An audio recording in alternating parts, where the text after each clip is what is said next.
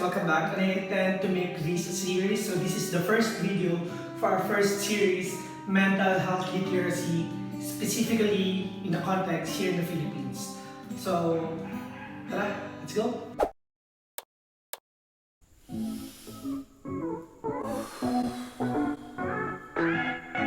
For this specific video, we're going to discuss the things that we can do to take care of our mental health. Of course, how to cope and to adapt with this situation right now. Ngayon, bilang isang mental health advocate, ano nga ba yung magandang gawin natin kung tayo ay nahihirapan mag-cope with the situation that we're experiencing, specifically quarantine ngayon. So if it's your first time here, don't forget to subscribe. From this video forward, we will focus on our advocacy on mental health literacy. Go intro, let's go! Wujing, wujing, wujing, wujing. For the past few days, there are some former students, clients, and friends that would message me and ask me, bro, I'm not feeling well, I'm having anxiety attack, I'm feeling depressed, I'm not okay, I'm being stressed out with the situation that's happening. The World Health Organization, ito yung definition nila. Okay, so you can read that.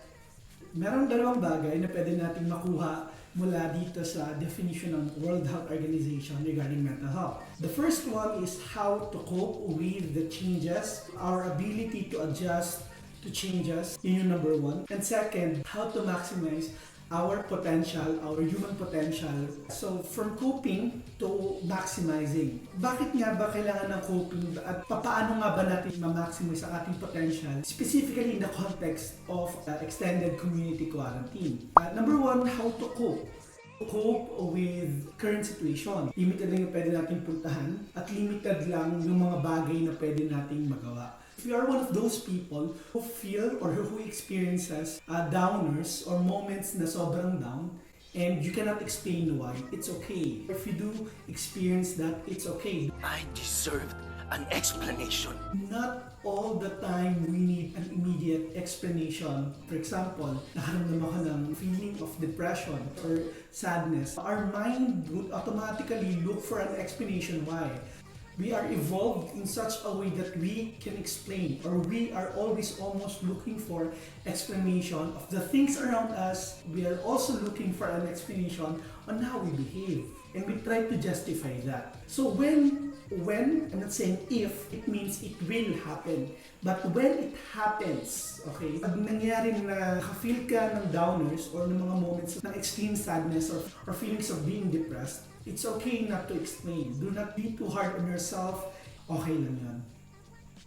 So, what can we do? Number one is to acknowledge it.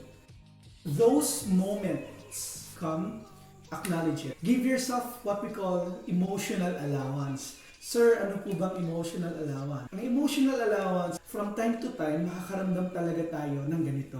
Makakaramdam tayo ng lungkot, ng mga bagay na hindi natin maintindihan. And it's normal. One idea that I love regarding these low moments, these moments of being sad, these moments of feeling alone from time to time. These are the moments that make us humans. Okay, ito yung rason bakit mas nakakaintindi tayo ng kapwa natin. We want to avoid what we call false positivity, to the point na nagiging toxic yung positivity. Di okay lang yan, think positive, think positive. But as much as it is desirable, but if it becomes a toxic coping mechanism and we don't give ourselves an emotional allowance na to provide ourselves na okay lang ako makaramdam ng sadness from time to time, acknowledging that, it means you're acknowledging that you are a human being.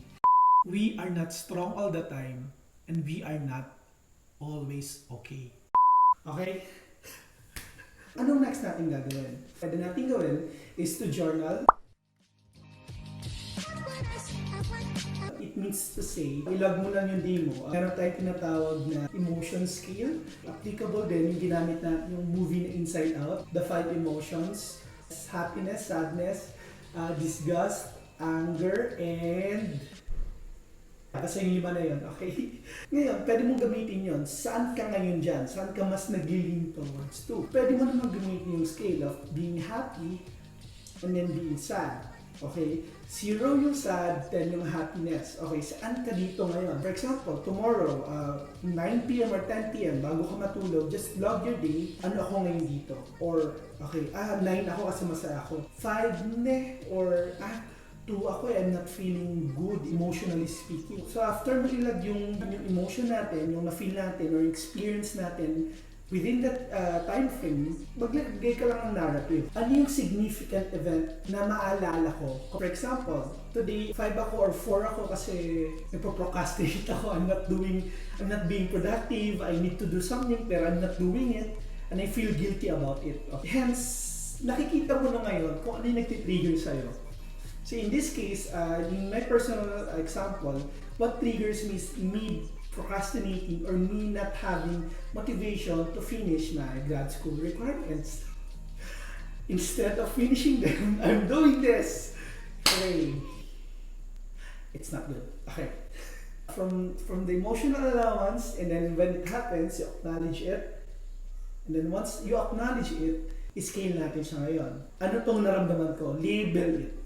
Importante ngayon i-categorize or i-label kung ano yung emotions natin. Part ng mental health literacy is the language that we use to describe our own experiences and feelings. And it's important for us na maintindihan natin ang sarili natin through the language that we're using. Do we need to do it religiously every day? Again, it's a commitment. So, from accepting to journaling or narrating. Okay, number 3. Okay, number 3,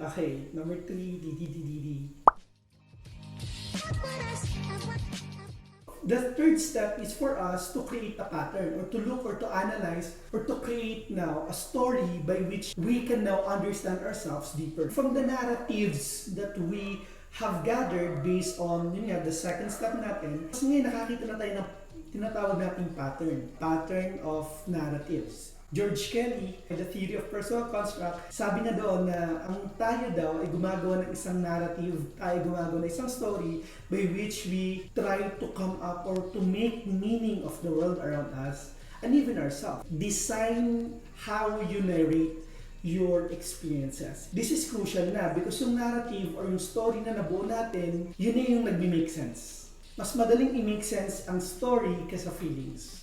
So lahat ng nangyayari, even experiences, may construct tayo doon. So ito yung kailangan natin i-capture, yung construct natin o yung narrative natin. May tanong, Sir, paano naman po kung hindi ko alam kung ano nagtitrigger sa akin? Basta alam ko lang po, meron po mga moments talaga na bigla akong iiyak, may mga moments na nagka-anxiety attack ako, may mga moments na hindi ko alam. Paano to? Parang walang kwenta palang pag-journal ko, walang kwenta pala yung pagtatrack ko ng emotions or ng araw ko ng mental health diary or journal ko.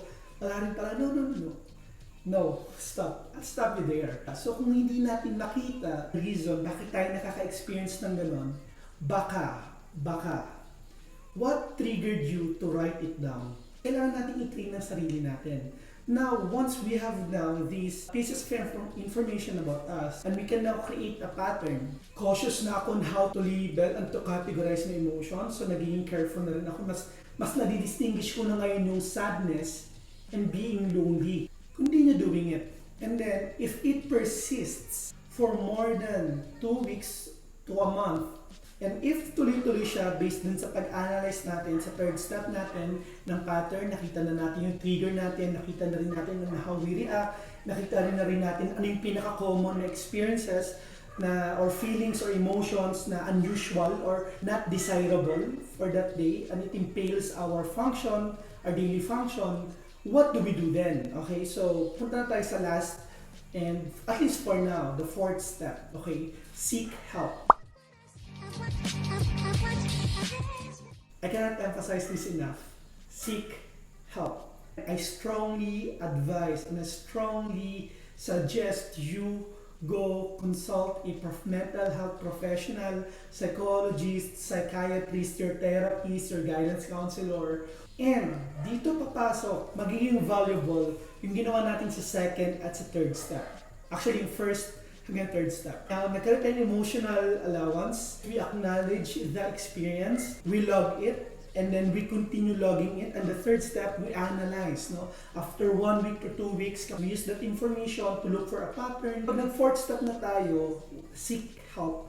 specifically professional help, dito na magiging useful yung ginawa natin sa first, third step. Why? Kasi kapag tinanong na tayo, now we can provide incidental reports. Ito yung ginagawa ng doktor, medical doctors, pag physical health natin is not okay. Ginagawa ng nurse or doctor, di ba? O anong kinain mo? Ano ganyan? Same goes with that. And the difference lang is, mas madaling bigyan ng lingwahe or ng description ang ating naramdaman physically. Masakit po yung tenga ko. Mas madali kasi siya ngayon nabigyan ng lengguwahe. Kailangan natin ngayon i-train ang sarili natin na kahit ang ating emosyon, bibigyan natin ng description.